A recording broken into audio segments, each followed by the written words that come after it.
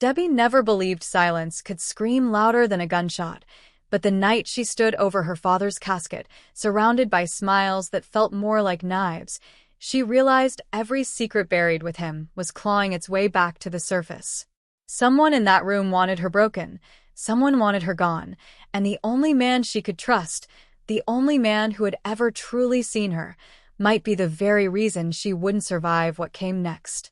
My name is Debbie, and right now I am sitting in the house that once belonged to my Aunt Margaret, a house that feels both like a sanctuary and a fortress filled with echoes of her laughter and the weight of secrets I never imagined she carried. I should be relieved that this home and a fortune of $3 million are mine, but instead I feel as if every shadow around me hides someone waiting to snatch it away. The funeral was only days ago, yet it already feels like a blurred nightmare, and as I sit here, I cannot stop replaying how my life was ripped apart 10 years ago and rebuilt piece by fragile piece by the only woman who ever truly loved me.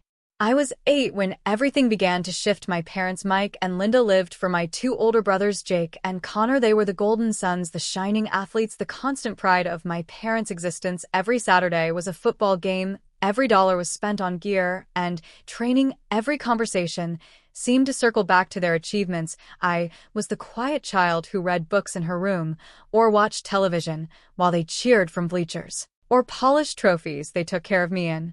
The bare minimum sense of the word: food, clothes, school, but I was never the center of anything in their world. One summer night when the air was hot and heavy, I crept downstairs for a glass of water and overheard the conversation that changed my destiny. My parents sat in the living room, voices low but urgent. "We cannot keep this up," Linda whispered. "The mortgage is killing us.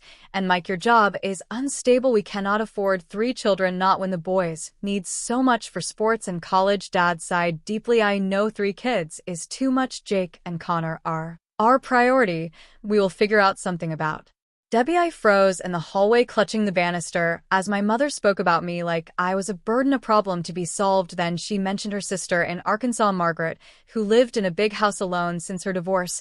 I had never met her, barely knew she existed, and yet in that moment my life was being handed over.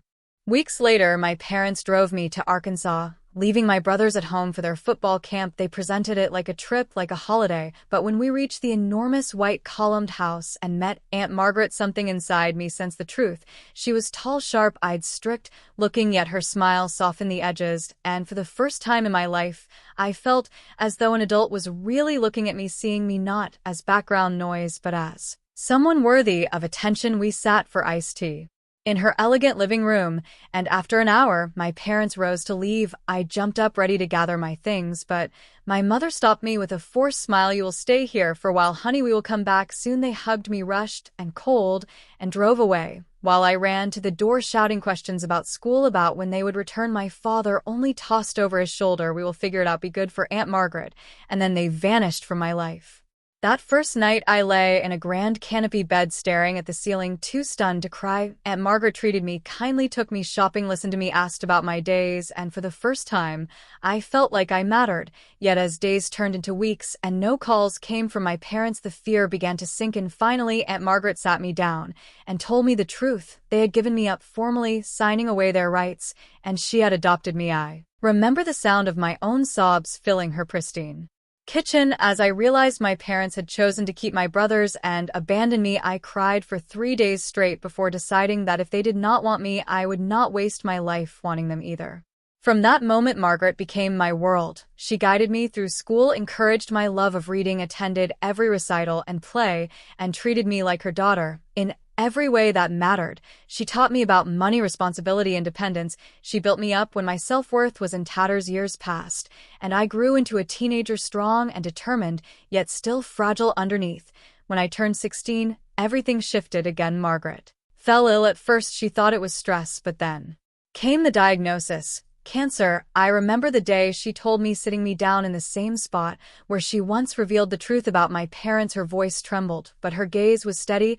"I am sick, Debbie, very sick. I promised I would take care of her the way she had taken care of me.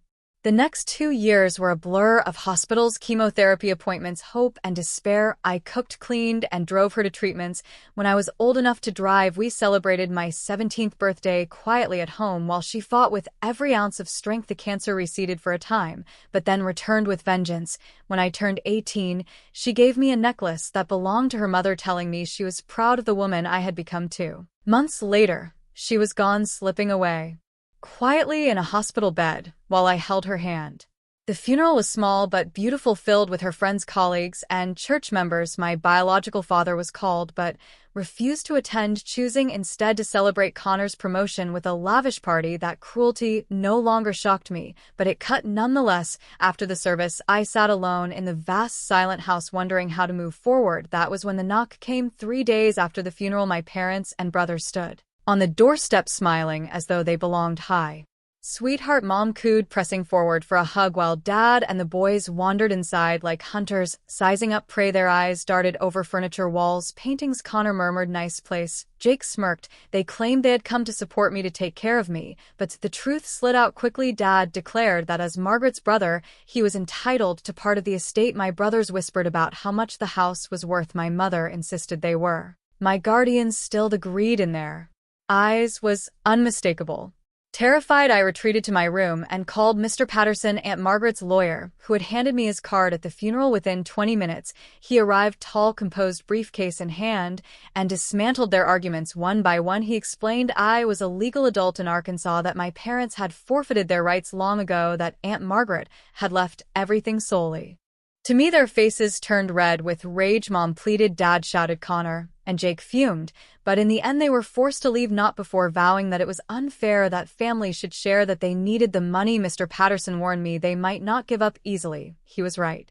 For weeks, the calls came, dozens of them, from different number: S. begging, G. Gilton, G. demanding money for a wedding, money for a business, repairs for a house, pleas for forgiveness. Each voicemail dripped with manipulation.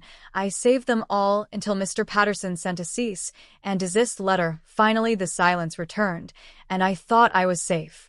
College began, and I enrolled in finance. Inspired by Margaret's brilliance, I studied hard, careful with every dollar of the inheritance, only using what was needed. I met David, a kind, brilliant engineering student with dark eyes and an easy smile. At first, he was just a friend, someone who listened when I spoke about Margaret and the betrayal of my parents.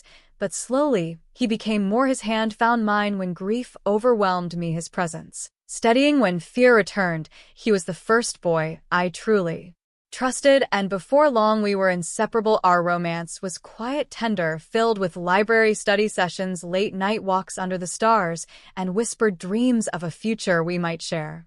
Yet safety was an illusion. Strange things began happening at the house. A window left open when I was certain I had locked it. A stack of documents in the study disturbed, as if rifled through. The sound of footsteps. When I was alone, I tried to dismiss it as imagination, stress, paranoia. But one night, I returned home from campus to find a note slid under the front door. The handwriting was jagged and angry. You do not deserve this fortune. You will regret stealing from your family. My hands shook as I read it. I showed David, who insisted we call Mr. Patterson and the police. A report was filed, but without proof, nothing could be done. More notes followed. Some were threats, some were pleas written in my mother's hand. Some hinted at secrets Margaret had supposedly kept, debts, rivals, hidden scandals. I began to doubt everything I thought I knew. One night, unable to sleep, I wandered into the attic, a place Margaret rarely allowed me to explore. I discovered a locked trunk tucked behind old furniture. The key was hidden in a jewelry box, and when I opened the trunk, my breath caught. Inside were files, letters, and photographs, documents revealing that Margaret had not only been wealthy from her corporate job, but had once been embroiled in a high-stakes financial battle with powerful people. She had won and walked away with millions, but had made enemies. Among them was a name I recognized, one tied to my father's business associates. I realized then my inheritance might be more dangerous than I imagined. David urged me to be cautious, but also encouraged me to dig deeper. Together we pored over the documents, uncovering a network of business dealings that suggested Margaret had been protecting me not just from neglectful parents, but from potential threats tied to money and power. Perhaps this was why she kept her past so guarded. Perhaps this was why she fought so fiercely to ensure I would be safe, with resources to survive. But safety was crumbling around campus. I noticed unfamiliar faces watching me lingering too long near my classes. My car was tampered with twice, and once I swore I saw Jake across the street, though when I looked again, he was gone. The tension grew until I felt as though the walls of the grand house were closing in on me. David tried to stay over as often as possible, but even his presence could not banish the unease. Then came the night. Everything changed. I returned home late, after studying with David, to find the front door slightly ajar. My heart raced as I stepped inside, calling out, but the house was silent. I moved carefully toward the living room and froze. The photographs of Margaret and me had been torn from their frames, shredded, and scattered across the floor. On the mantelpiece, a single piece of paper remained, scrawled with words that made my blood run cold. You thought this was over. It has only just begun. And that is where my story now stands, suspended between love and fear, between the life Aunt Margaret fought to give me and the shadows of those determined to take it away.